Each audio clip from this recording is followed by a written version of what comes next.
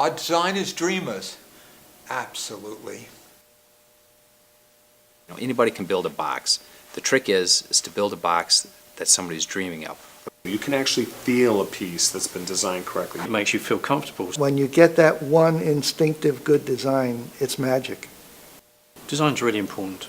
It's in everything that we touch.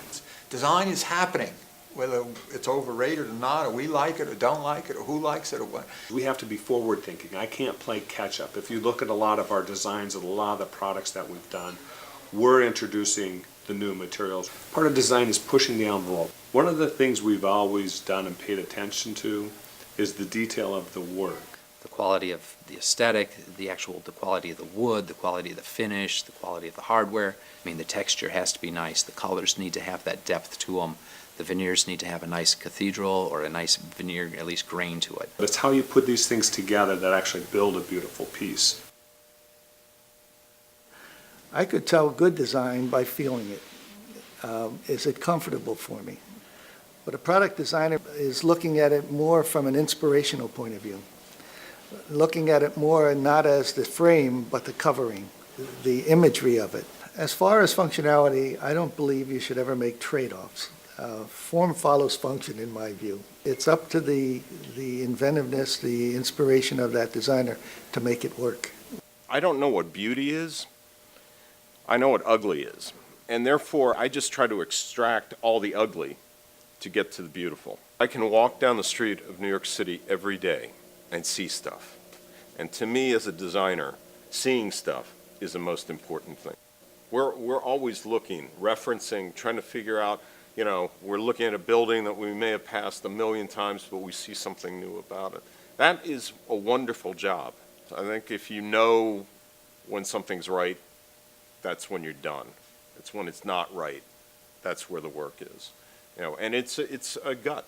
I mean, I feel design pretty much more here than I do here. I think of myself as I do sculptures, but I have this insane thing inside me that wants the sculptures to be functional. I like discovery, so I never have a preconceived that this table or something should come out this way. But as it's moving along, certain parts will sing and certain parts will do another thing. The Cubist tables that I did for TUOHY began with, I'm a great, great fan of Picasso. My influences they really come out of the art world. And in the beginning of these tables, I just looked at Cubism. I think you need to have a sense of space. You have to have a sense of space. And an atmosphere and environment. The spirit of the piece is very important. So the spirit comes from the character, about how it touches the floor and the poetry.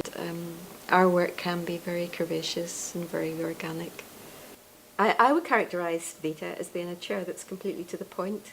It's as slim as we could make it and still feel that the character was good and gentle and welcoming. It's got to look good in a catalogue, but it's also got to look good when someone's sitting in it.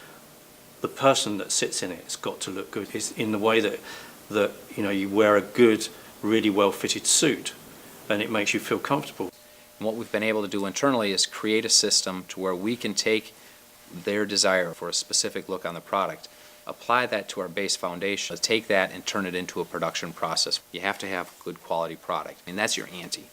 The next step is the quality of the service. You build that relationship. If they want to change something, we're there. They may restack the floor and want to reconfigure. We've addressed that in our engineering so you can make some adjustment to it a year, 2 years, 5 years after. We understand what we did on that project. We can go back and we support it. When I'm working with real estate people, their concern is one thing. When I'm working with the designer, their concern may be another. When I'm working with the end user, their concern is something else. And it's taking these different concerns and making sure that I put them together so when we're done, everybody is happy, everybody feels comfortable.